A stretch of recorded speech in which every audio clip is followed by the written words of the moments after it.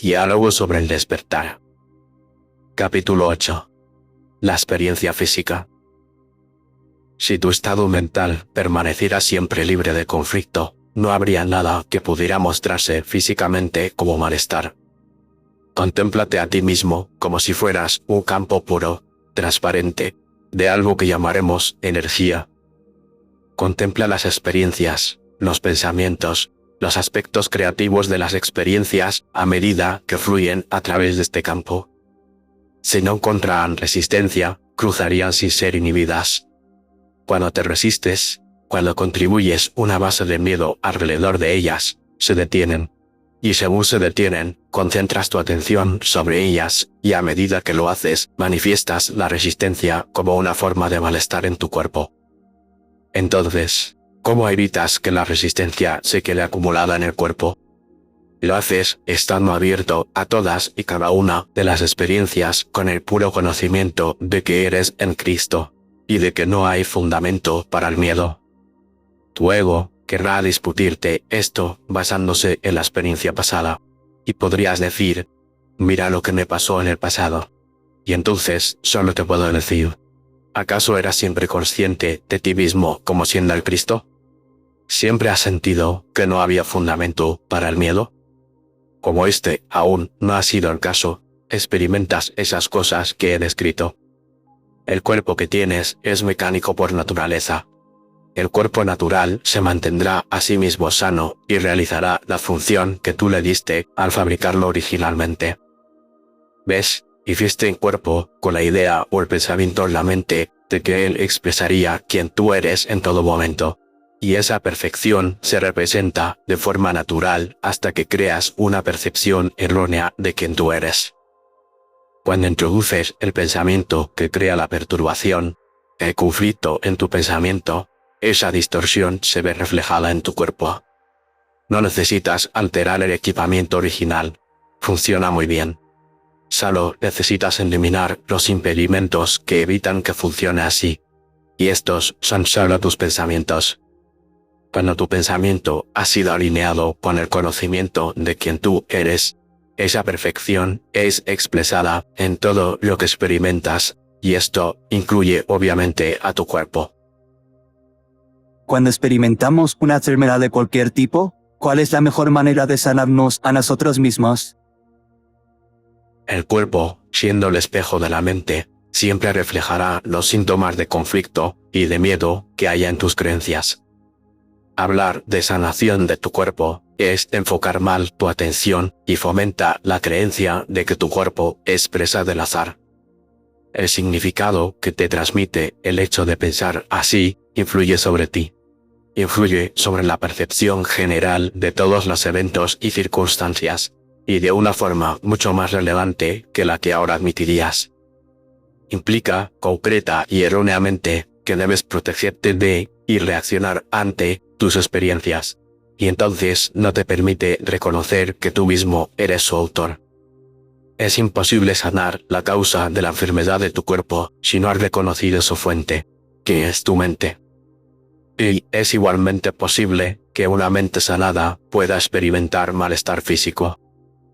Con esta comprensión, el primer paso para sanar tu mente es evitar juzgarte a ti mismo por lo que podrías percibir ahora como un dolor autoinfligido. El proceso de sanar es uno donde dejas que se vayan todos los juicios y la culpa que has acumulado a través de las experiencias pasadas. Todo malestar se basa en el miedo. Los juicios se hicieron porque crees sobre ti mismo que eres vulnerable y que necesitas protección. Y renunciar a todo juicio demuestra que el miedo no tiene sentido, porque te has identificado a ti mismo, a tu ser, como la fuente de la seguridad. Hay momentos en los que te encuentras sintiendo dolor físico y sientes que eres incapaz de ponerte en contacto con la fuente del miedo que lo genera. Pero pensar que deberías quedarte con ese dolor o sentir que deberías resistir y seguir sufriendo hasta que el miedo haya sido descubierto o bien haya sido aclarado su significado para ti, es tan innecesario como engañoso. El dolor se convertiría entonces en el precio por la paz y la claridad, y el sacrificio se convertiría en virtud. Dios te pide que no sufras de ninguna manera. Así que alivia tu dolor de la manera que puedas por el momento. Reconoce que se trata de una curación física del síntoma de miedo, a medida que te honras a ti mismo en ese mismo instante al estar soltando el enganche al dolor. Cuando el dolor es entendido de este modo, cuando es afrontado sin juicio y soltado mediante un acto de amor por ti mismo, así se mitiga todo el valor que el dolor haya albergado para ti. Considerándolo entonces como algo inútil, ya no requerirás más de su presencia, y estarás dispuesto a aceptar un recordatorio más cariñoso de que tus creencias se han apartado de lo que desearías que fueran. Descubrirás que el poder que tu miedo parecía ejercer sobre ti, habiendo sido escondido y habiéndose hecho inaccesible debido al miedo adicional causado por el dolor, se ha disipado ahora. Eras libre de mirarlo, pero ahora, habiéndose marchado el poder del dolor que lo acompañaba, eres libre de verlo como lo que siempre ha sido: un pensamiento traído a la forma con dolor. Una percepción errónea hecha real porque ves al Hijo de Dios como carne y hueso, y le otorgas al miedo el poder de castigarlo. Te digo esto: lo que hará que tu cuerpo mejore no será la medicación tomada ni el tratamiento aplicado. En y por sí mismos, estos no tienen significado, y por tanto no tienen efecto. El poder que cualquier medicación o tratamiento tiene es dado por ti mediante el acto de amarte a ti mismo. El miedo es irreconocible en el rostro del perdón y del amor. Una mente así sanada se expresa a sí misma bajo la forma de la extensión física impoluta de su estado de ser. Estoy haciendo una distinción entre curar síntomas físicos y sanar las creencias en tu mente, que son la fuente del hecho de que experimentas todas las cosas como físicas. Cuando los síntomas corporales se experimentan como algo curado, pero sin tocar la fuente de miedo que nos ha fabricado, entonces no ha habido verdadera sanación, y en tanto que el miedo permanezca sin tocar, finalmente aparecerán otros síntomas de la misma o de similar naturaleza. Cuando la verdadera sanación se percibe erróneamente, el significado que derivas de una cura es incongruente con tu verdadera naturaleza, y por tanto no te sirve de ayuda para recordarla. Sin embargo, una cura o una recuperación temporal solamente de los síntomas físicos es aún alcanzable, porque el cuerpo refleja el pensamiento de la mente, y cuando se tiene un pensamiento claro, sin miedo, sin conflicto, deliberadamente dirigido a eliminar una enfermedad o malestar, el cuerpo reflejará ese pensamiento. Y digo sin conflicto, porque si hay una creencia que a la vez diga que la enfermedad es algo apropiado, o que por el motivo que sea tiene algún valor, no habrá ninguna recuperación. ¿Cuál es el valor de las visualizaciones y de la imaginación guiada en la sanación? Cualquier medicación, tratamiento o proceso de visualización o imaginación que acompañe y que clarifique la intención del pensamiento sin conflicto, dándole así un mayor poder a tu creencia en su efectividad, reforzará tu capacidad de alcanzar la cura deseada. Te pido, sin embargo, que prestes de nuevo atención al hecho de que sea la técnica que sea, puede servirte igualmente bien cuando tu intención sea la de reconocer y honrar tu estado de ser mediante la expresión del amor hacia ti mismo. La utilidad de la técnica depende enteramente del significado que le des. Así, como ves, si sanas o si te recuperas, la fuerza rectora sigue estando dentro del significado de tus pensamientos, que siempre reflejan la manera en que te sientes sobre ti mismo. Recientemente he experimentado una sanación usando medicina vibratoria o radiónica, que iguala la vibración de una enfermedad y entonces la cambia. Estoy pensando en estudiar este proceso y me preguntaba si querrías decir algo sobre ello. Realmente, solo hay una forma de medicina, y es el poder sanador que tienes dentro de ti mismo, dentro de tu ser, de tu yo. Se trata de la decisión que haces de, o bien experimentar salud, o bien no experimentarla, y permitir que tu cuerpo demuestre esa decisión para ti. Mientras estés en un estado de transición hacia este modo de pensar, te inventarás muchos tipos diferentes de muletas. Y están bien, pero reconoce claramente que estás usando esas cosas para convencer a tu mente de su salud. Si tienes éxito, funcionarán. Si no, entonces no ocurrirá ningún cambio en la manifestación física de la enfermedad o el malestar. Tu cuerpo es un instrumento de comunicación. Una de las cosas que comunica de forma más visible son las elecciones que haces en tu mente. ¿Ves? Si esto fuera de otra manera, entonces tu cuerpo estaría en el asiento del conductor y en la posición de control.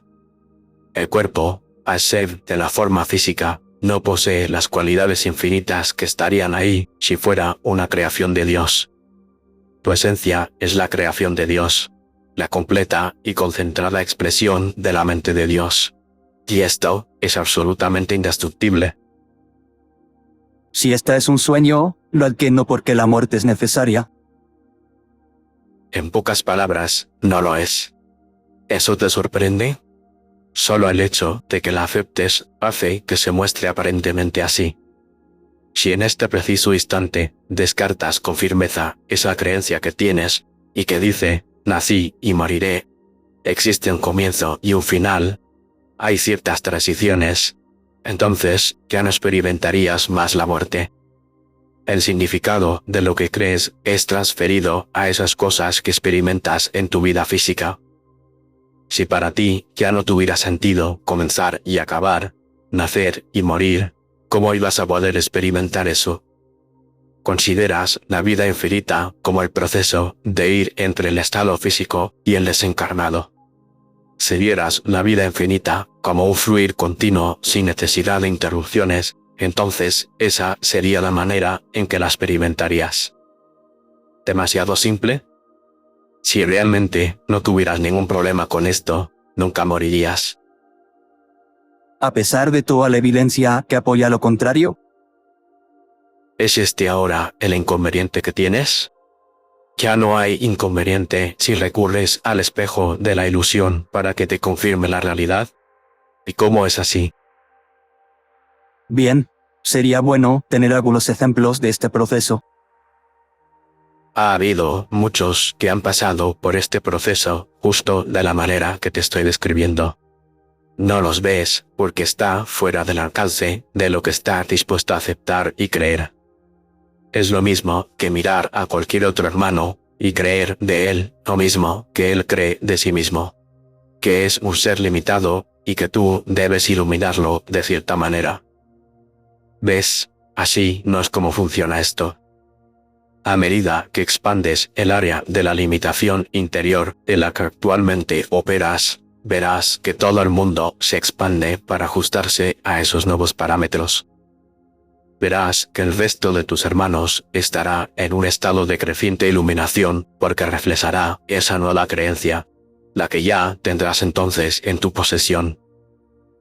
No es que el mundo cambie primero y luego tú. Al verlo cambiar, te permites a ti mismo cambiar. No, esto no va así. Esto sería meramente tu respuesta, tu reacción ante la ilusión. Eso no tiene nada que ver con el estado de la verdad.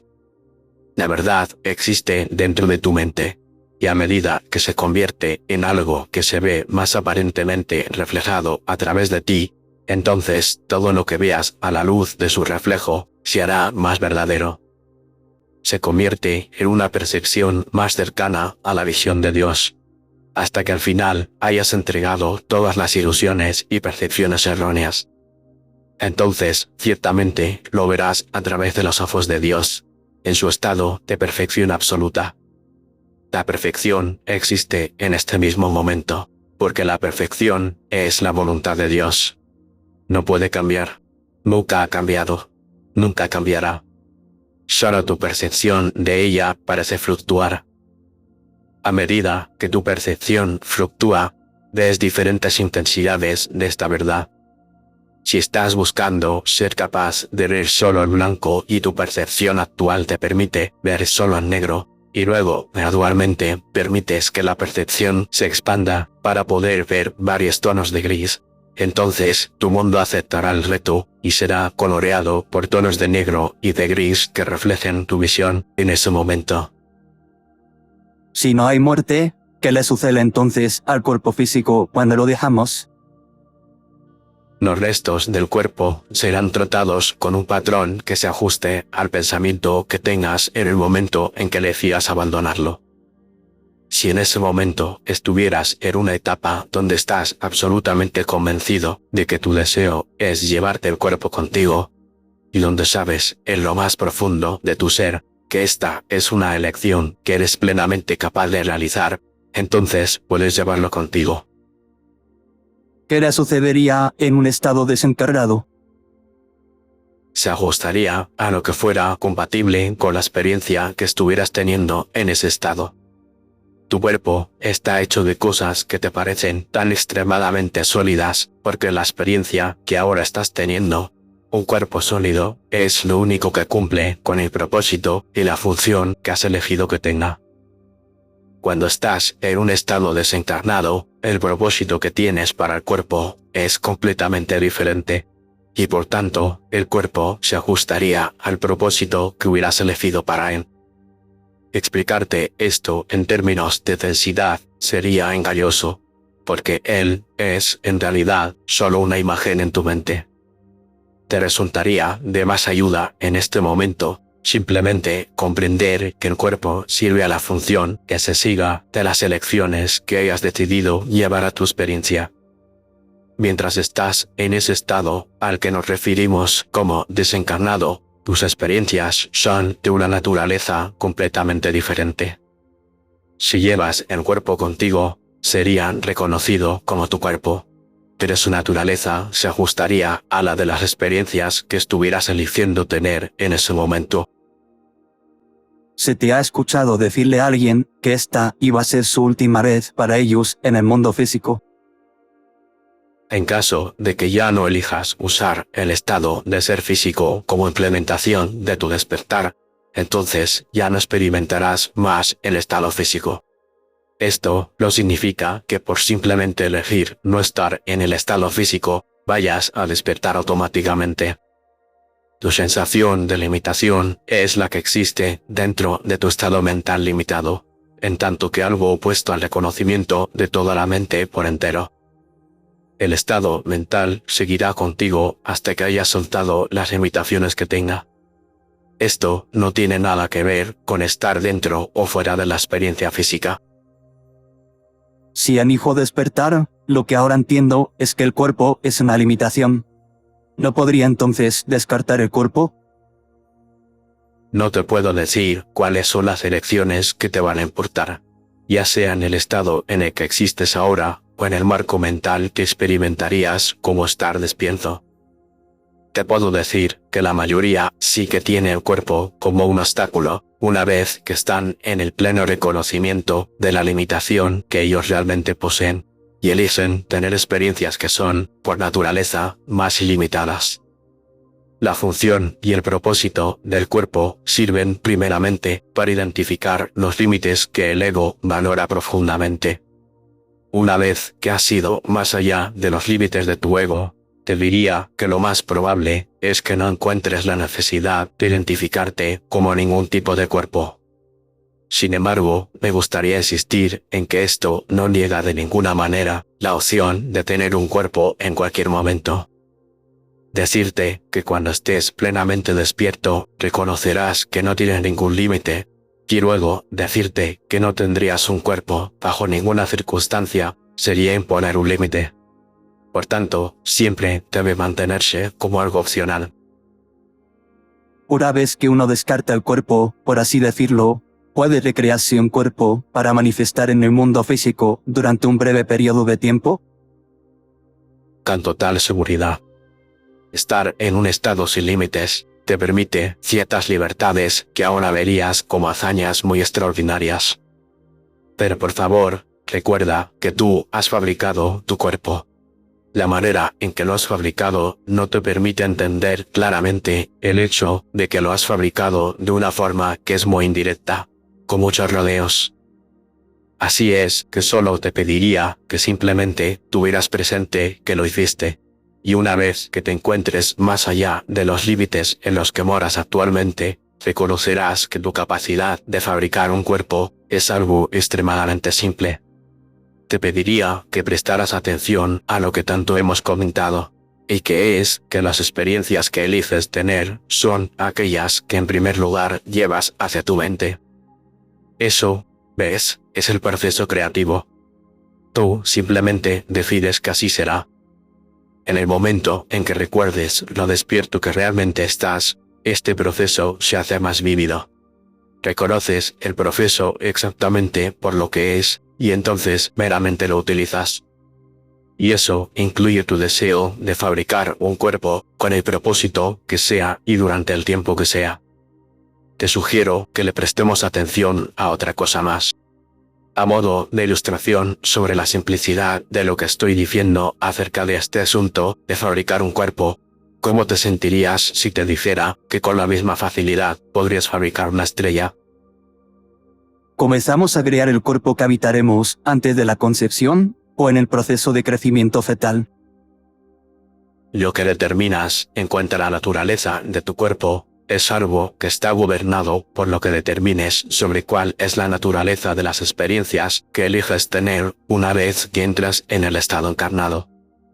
Por favor, recuerda que te dice que, en el estado desencarnado, en caso de que decidieras llevar el cuerpo contigo, el cuerpo se ajustaría a la naturaleza de la experiencia que elijas tener en ese momento.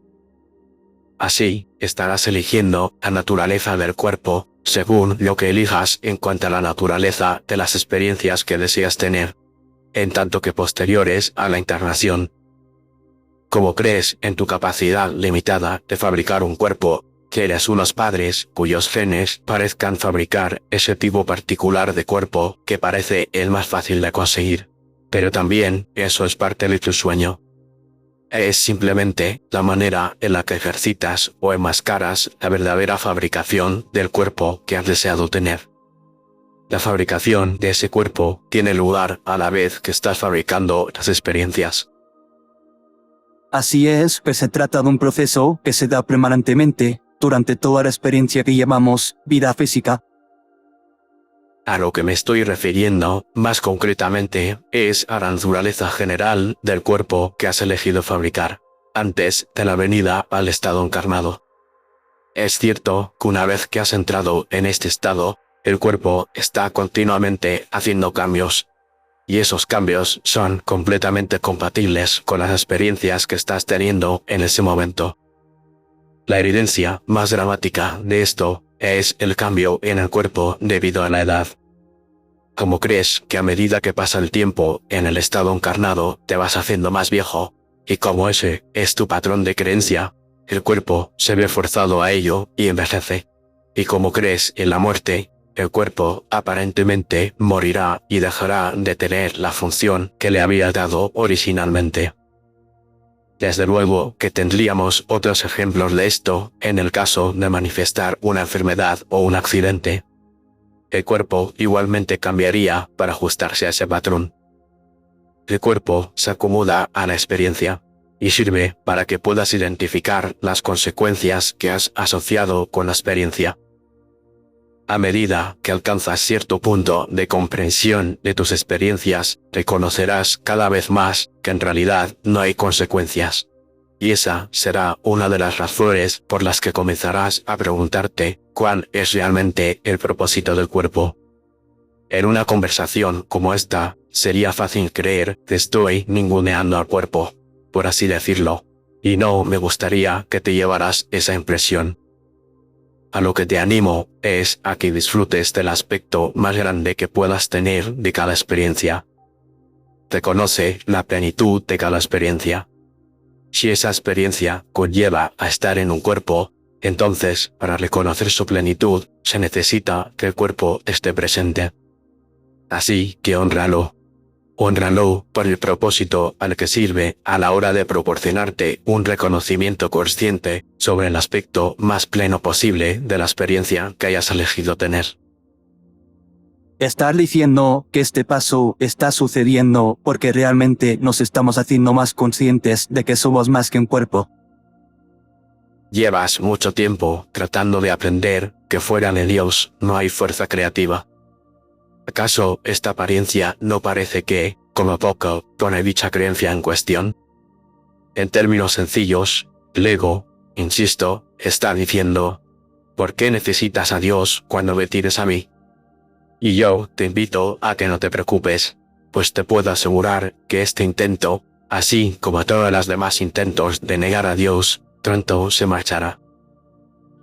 ¿Debería la humanidad intentar crear un cuerpo humano en un laboratorio científico? ¿Habitaría el Espíritu de Dios en un cuerpo así fabricado? Cualquier cosa con vida debe ser del Espíritu de Dios, porque no hay nada fuera de la creación de Dios. Lo que te hace confundirte aquí es que tratas de definir e identificar al Espíritu de Dios por la forma que usas para albergarlo y por la función que le darías. No necesitas preocuparte por esto, porque el deseo de la humanidad de ser creativa de esta manera no sería nada diferente de su deseo de crear cualquier otra cosa. Crear un cuerpo mediante la relación sexual o en probetas es lo mismo. Este tipo de actividad no es diferente de lo que ya está siendo hecho por el ego para recrearse a sí mismo y así poder creer que es tan poderoso como el Dios que niega. No puedes entender que lo que está motivando este intento extremo que el ego realiza para recrearse a sí mismo es su miedo a la aniquilación. En otras palabras, cuanto más profundice el ego en su estimación de que ya no es necesario, mayor será su deseo de demostrar que esto no es cierto. ¿En qué punto del desarrollo de una forma humana en una probeta llegaría el Espíritu de Dios a habitar en este tipo de cuerpo? Te puedo decir claramente que el Espíritu de Dios jamás habita en el cuerpo. Y esto también clarificaría tu dilema sobre el aborto. No vives en un cuerpo en un mundo. Más bien, en tu mente existe un pensamiento de separación que entonces es experimentado como un cuerpo separado dentro de un mundo de seres diferentes, independientes. Dentro del concepto por el que entendemos el mundo como una experiencia de tus pensamientos, esta declaración debería ser perfectamente obvia. Y en el caso de las personas que no puedan aceptar un concepto así, debes esperar a que el Espíritu Santo encuentre otra manera de llegar a ellos. El momento en el que cualquier hijo de Dios se vaya a definir a sí mismo como el cuerpo, en desarrollo, variará para satisfacer las necesidades de la percepción de la persona en cuestión. Por eso es que tienes un espectro tan amplio en la discusión acerca del momento en el que la vida entra en el cuerpo. ¿Por qué un alma elegiría tener la experiencia de un cuerpo salido de una probeta? Si desearas experimentar el mundo de la forma una vez más, y si previamente, por ejemplo, tu experiencia mundana se hubiera visto interrumpida por tus padres de una forma que te asustara mucho, en el marco general del abandono, entonces esa sería una forma muy conveniente de evitar la experiencia de ser acogido por tus padres. Pero debo recordarte que no trates de exagerar mucho acerca de esta situación. Te aliento a ver la similitud en todos los símbolos que representan la ilusión de tu pensamiento. Este es otro más de esos símbolos que deberán irse pronto. Estoy afectado por el reciente suicidio de un miembro de mi familia, y me preocupa el estado de los familiares más afectados por ello. ¿No puedo hacer nada más en esta situación salvo simplemente amar? Por favor, entiende que simplemente porque seas incapaz de identificar conscientemente el espacio en el que él reside, no obstante, se encuentra en el único lugar que es, en las manos del amor. Así como tú le darías la bienvenida a alguien con problemas en tu hogar, en el amor de tu corazón, reconoce que este es el proceso que realmente tiene lugar cuando uno viene al otro lado del velo, por así decirlo. En este momento no puedes ver las manos amorosas y por tanto podrías sospechar que él se encuentra en un vacío, flotando y desconectado. Permíteme asegurarte que este no es el caso. ¿Pensarías ni por un momento que el cuidado amoroso, que es la extensión del Padre, solo existe en el lugar donde tú lo puedas reconocer? Sabes que no es así. Las manos que le reconfortan son unas manos ciertamente muy experimentadas en el arte del amor. El que tú desees que él encuentre la luz es algo que queda bien expresado con tu propósito de que él se encuentre a sí mismo y encuentre ese amor que él en realidad es. Y bien que lo encontraría a medida que elija reconocer que siempre ha estado ahí. Digo estas cosas para aliviar tu preocupación, para que entiendas claramente que se encuentra en un espacio de descanso, de apoyo, y exactamente donde ha elegido estar. Te animaría a que no te quedaras con ninguna de las cosas negativas que podrías esperar que la experiencia del suicidio incluye. Y te animaría más aún a que reconocieras lo mismo sobre los miembros de tu familia que aún están en este lado del velo. Por favor, deja que el miedo se vaya. Permítete ser liberado del miedo que acompaña a cualquier proceso de pensamiento que te identifique como una forma corporal, capaz de sufrir la muerte y el dolor. Permítete a ti mismo aceptar paz. Permítete aceptar aquello que más precisa y verdaderamente se reconozca como algo que ejemplifica el reflejo de tu ser natural. La ayuda que deseas darle a otros a quienes sientes en problemas o perdidos solo puede ser extendida a medida que te reconoces a ti mismo como la encarnación de la única cosa reconocible para ellos, que es la tranquila, la armoniosa naturaleza de tu amoroso ser.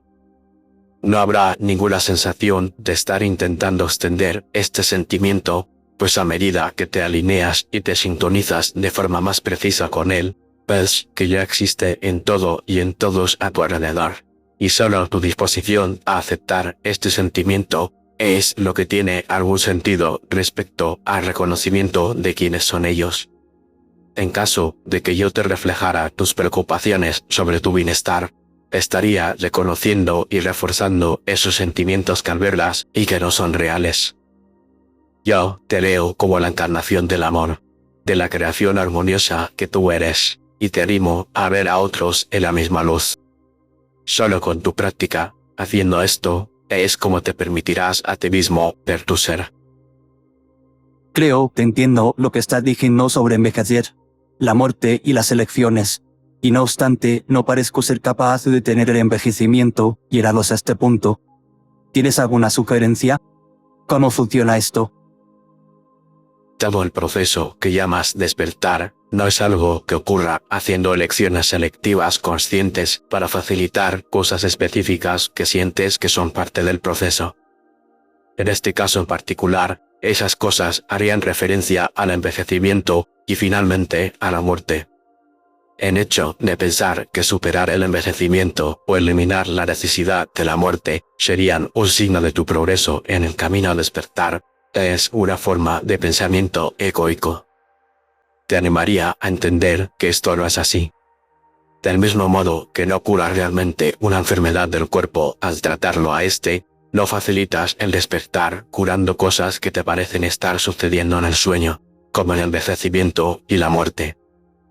Prestando la atención a esas áreas, sigues entreteniéndote con las consecuencias de tener un cuerpo. Lo que me gustaría que entendieras es que el proceso viene de dentro. Dime de un continuo sentirte a ti mismo, permitiendo que se vayan las restricciones que parecen atarte a un estado de sueño. Y no me refiero a los sueños individuales que tienen lugar, sino a la consideración general del sueño. Es un proceso de permitirte a ti mismo y no de presionarte a ti mismo. No se trata de sentir que hay algo que captar y agarrar para así poder desinvolucrarte del sueño. Se trata de estar en un constante estado de reconocer que estás soñando. Es un proceso de permitirte reconocer que esto no será siempre así, y que el proceso de despertar está teniendo lugar en y por sí mismo, sin tu acción, voluntad ni intento conscientes. Te quiero recordar que el estado de tu ser es algo que ya existe. Eso, en y de por sí, debería revelarte que cualquier acto de voluntad que aparentemente vaya a crear algo, en realidad irá en detrimento de tu proceso, porque estará en contradicción con el hecho de que ya estás siendo lo que eres. Si has elegido no tener la experiencia del envejecimiento ni de la muerte, entonces permite que así sea, y no permites expandiendo todas las demás elecciones para que vayan más allá de cualquier límite que parezca acompañarlas. ¿Ves? Se trata de un concepto total, el de que o bien estás despierto o bien dormido, lo cual da lugar a las elecciones que o bien son obvias en el sueño, o bien ya están en el estado despierto. Permíteme plantearte una analogía. Si deseas comprarte un automóvil, simplemente decidirías el color, la función y quizás alguna cosa del interior, y entonces irías a por él. No te pones a fabricar todas y cada una de sus partes. Todas ellas están en función de lo que el automóvil es, y cuando estás despierto, la realidad y el reconocimiento claros de tu elección de no envejecer y no experimentar la muerte física están simplemente en función del estado despierto. No son elecciones conscientes. Todas las experiencias de limitación finalmente hacen que te des cuenta, mediante la experiencia, de su falta de valor. Y una vez que has renunciado a darle valor a cualquier tipo de limitación, tienes un reconocimiento más claro de quién tú realmente eres. ¿Por qué la mente va perdiendo su memoria a corto plazo cuando envejecemos? No es una cuestión de que la mente esté perdiendo nada, y tampoco eso está en función de la edad o del tiempo. Tu mente es sin edad. Sin embargo, al aceptar que tu cuerpo es aquello que te identifica totalmente, entonces la mente va naturalmente asociada al cuerpo. Y a medida que creas que el cuerpo debe deteriorarse, creas la creencia de que la mente seguirá el mismo patrón. Otra creencia extensamente aceptada es la de que tú solo eres digno y querido en el grado en el que puedas contribuir sosteniendo y complaciendo a los demás. Como este sostén normalmente ocurre en los años de juventud o de madurez, entonces al envejecer y al sobrepasar el momento en el que te sientes útil, le diriges la atención de tu mente hacia aquel periodo productivo de tu vida. Entonces el periodo actual de la vejez es ignorado, y el enfoque mental se dirige hacia fuera del mismo, puesto que ves que tu contribución ya no es valiosa, y el único valor que tiene para ti es el de cómo vas a ser capaz de relacionarte con este periodo actual para manipularlo o remodelarlo de un modo que se pueda ajustar a aquel periodo temporal en el que así te permitirás a ti mismo sentirte valioso. En las sociedades en las que se valora la edad, donde ésta equivale a sabiduría y a utilidad, no hay pérdidas de memoria a corto plazo ni senilidad en la gente mayor. Te preguntas a ti mismo, ¿qué puedo hacer entonces para cambiar esta manera social de pensar, para ayudar a que la gente mayor reconozca el valor de su edad y su sabiduría? La respuesta es simplemente esta. Cambia el modo en el que piensas sobre ti mismo cuando experimentas el envejecimiento.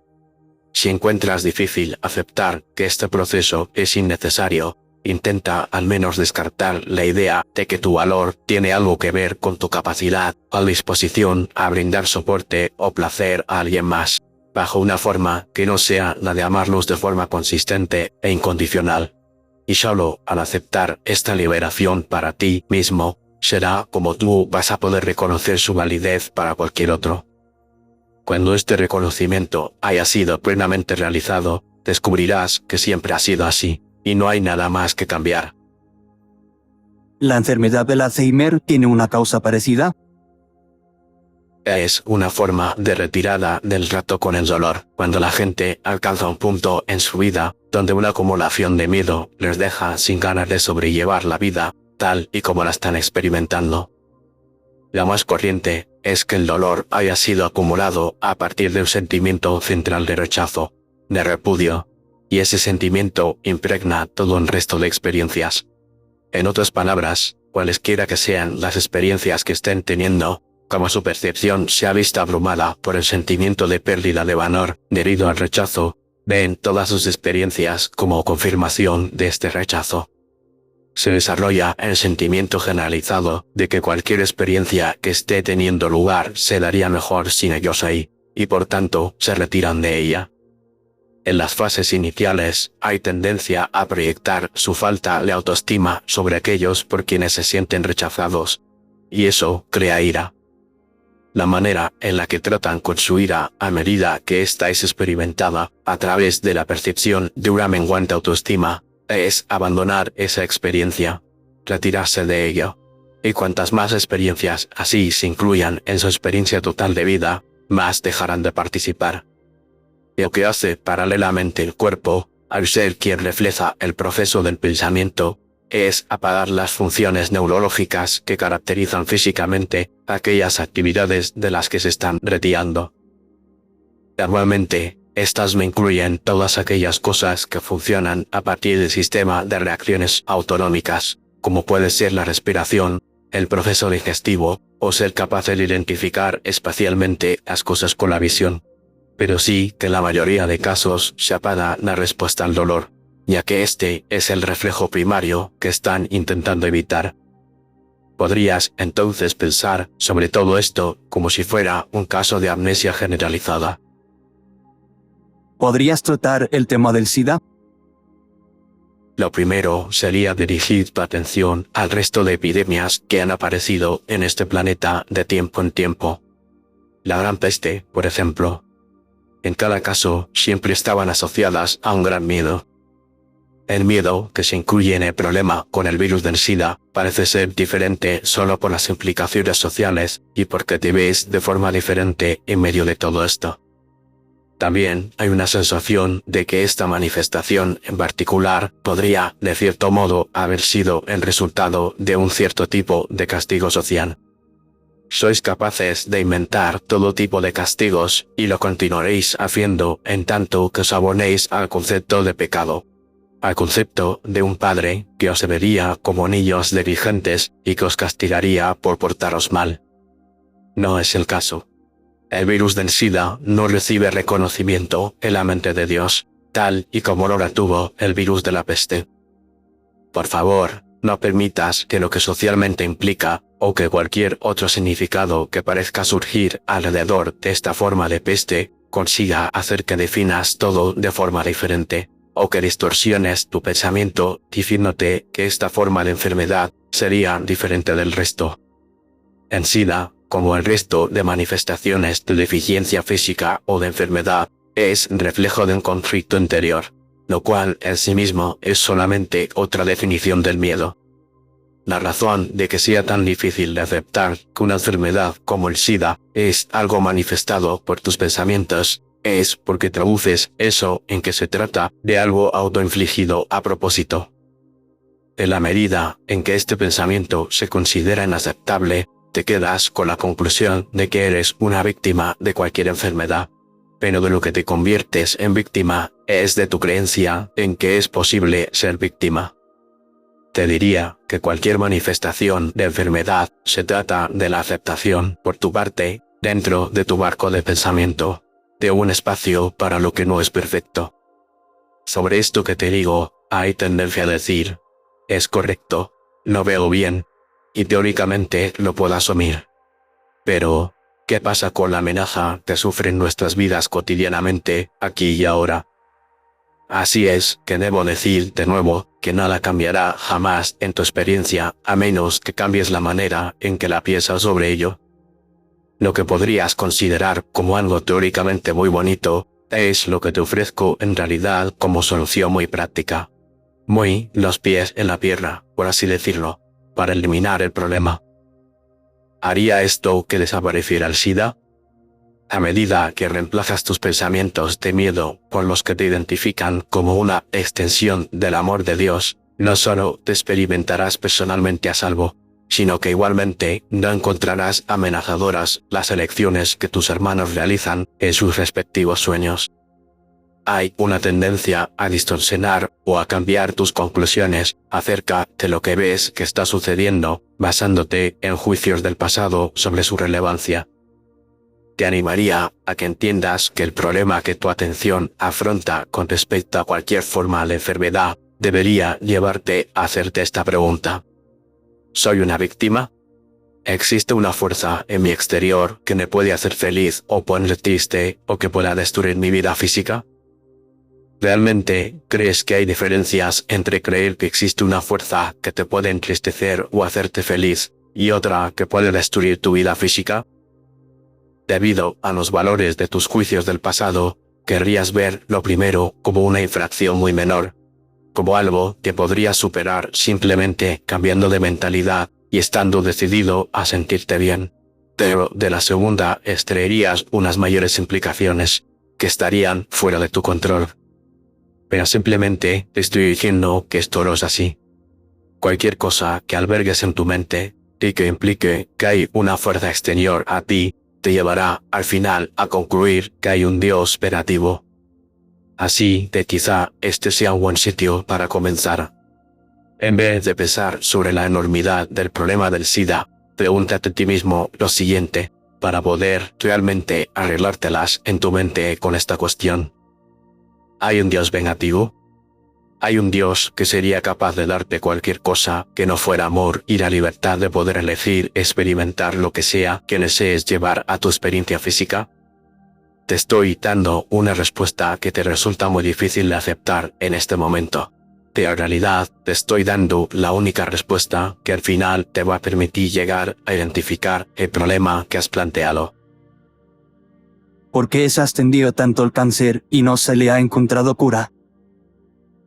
No es tanto que el cáncer en sí mismo sea más prevaleciente. Podría darse cualquier cosa que exprese la culpa del ego y satisfaga su necesidad de mantener su miedo vivo, encontrando amenazas para ese cuerpo que él cree poder controlar. Así es como justifica su miedo. En el pasado, esto surgió bajo la forma de SIDA y la epidemia que creó.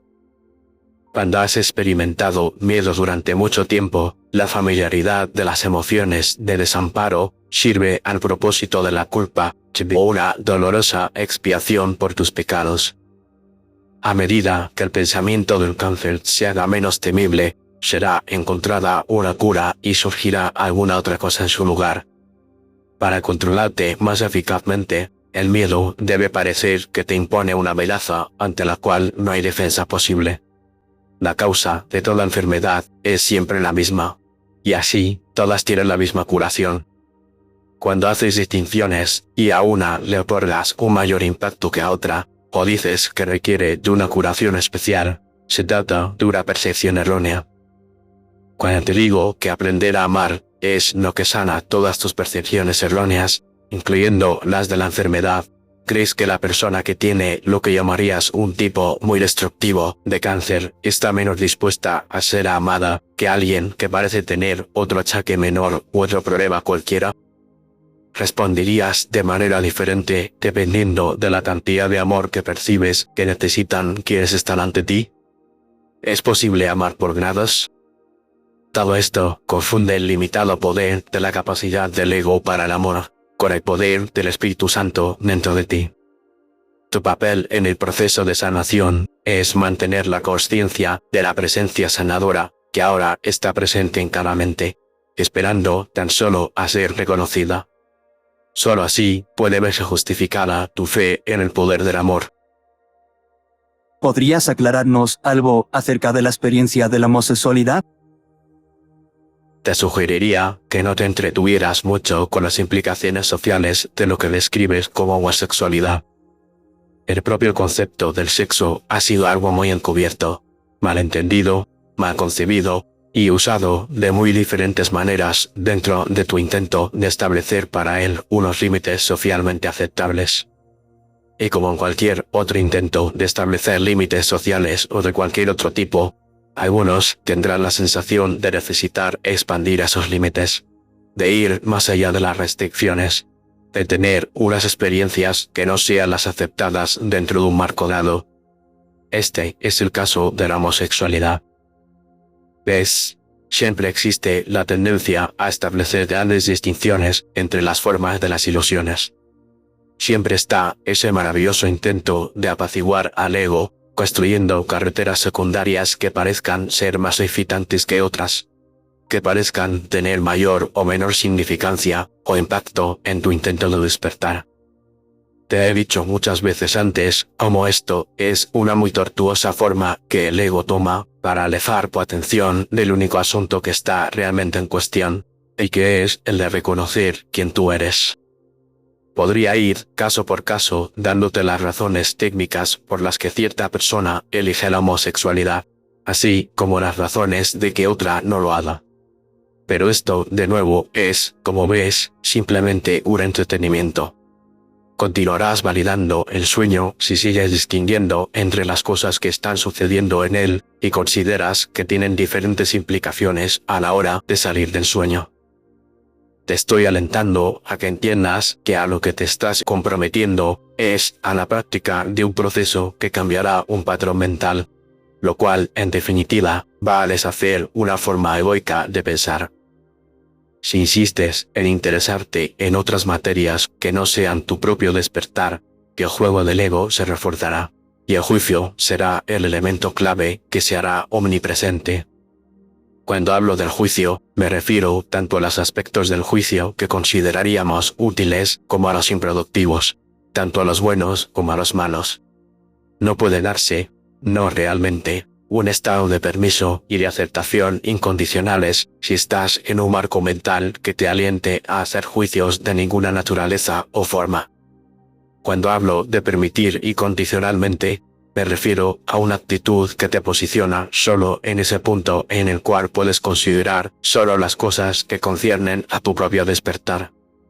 Tu atención es fácilmente desviada de este proceso cuando se da la necesidad de enfocarte en el proceso de alguna otra persona. Existen, tal y como los percibes, muchos otros ahí fuera, y en caso de elegir distraerte, las posibilidades son infinitas. A través de los años he escuchado los términos almas gemelas cósmicas y llamas gemelas. ¿Tienen alguna validez? Desde el punto de vista con el que abordas esta información, ninguna. Desde un punto de vista más amplio, es imposible que en Cristo existan cosas que no sean almas gemelas. Todos somos reflejos unos de otros. Estás intentando saber si hay dos aspectos del Cristo que pudieran ser especiales el uno para el otro, y te sugiero que esta forma de pensar es la apropiada. Así como no hay nadie que sea más grande, sería muy inadecuado que tú, al intentar reconocer la igualdad y la plenitud del Cristo, y admitiendo que toda experiencia que se tiene en Cristo es igualmente compartida por todos, intentarás entonces razonar acerca de la posibilidad de que dos de esas expresiones pudieran tener una relación especial e independiente. Cuando eliges experiencias que en tu mente son elegidas desde un punto de vista que no reconoce la plenitud de la mente de Cristo, puedes escoger tenerlas con otras expresiones especiales que tampoco están reconociendo su plenitud. Esas experiencias serán como cualquiera de las demás experiencias de relaciones individuales que se tienen. Pueden trascender elecciones posteriores relativas a estar en un estado encarnado o desencarnado, y simplemente porque esa es la manera en que habrías elegido tenerlas. Por favor, recuerda que todas las experiencias que estás teniendo las has planeado cuidadosamente, y tus planes no se ven limitados.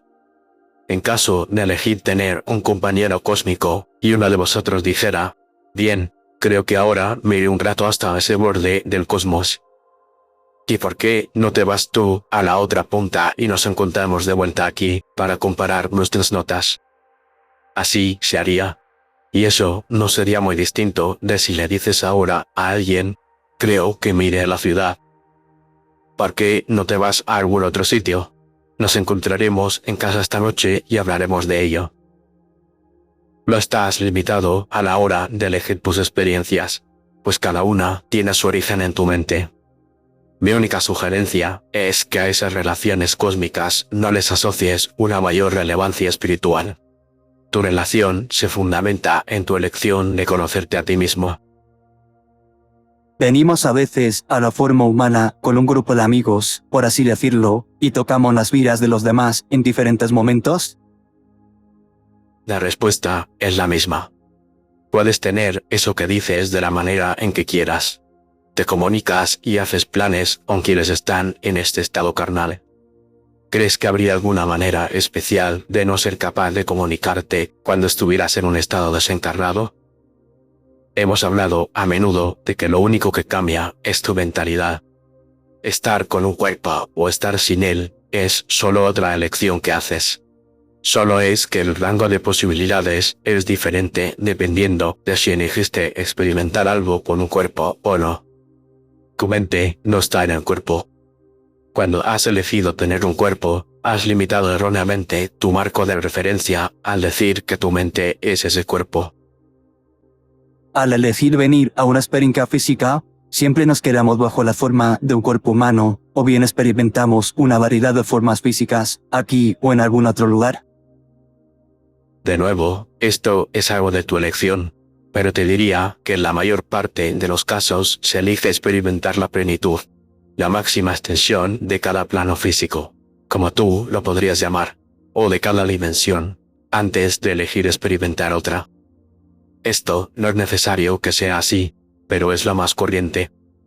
Si decidieras elegir entrar en otro conjunto de elecciones que no conlleven la necesidad de tener un cuerpo físico, serías igualmente libre de hacerlo así. ¿Por qué es que siquiera nos planteamos encarnar en este estado de limitación? ¿Por qué no entré en otro nivel sin tal limitación? Aún estás operando bajo la impresión de que hay una influencia exterior que te está trayendo y sacando. Tu estado mental es o bien limitado o bien ilimitado, o cualquier cosa entre medias. Así es que donde quiera que vayas, lo haces basándote en cuál sea tu creencia en ese momento. Y al querer irte a otra existencia, hacia cualquier otra forma de experiencia, como primero creas esa experiencia en tu mente, la crearás con un sentido más o menos estrecho de limitación, basándote en la comprensión que tengas. Y no se trata de que vayas al estado desencarnado, donde repentinamente estarías totalmente despierto, y entonces digas: creo que volveré a zambullirme en esta forma de experiencia y limitaré mi visión a eso. No. Tu visión siempre es tan amplia como permitas que sea, pero no cambia entre las formas encarnada y desencarnada.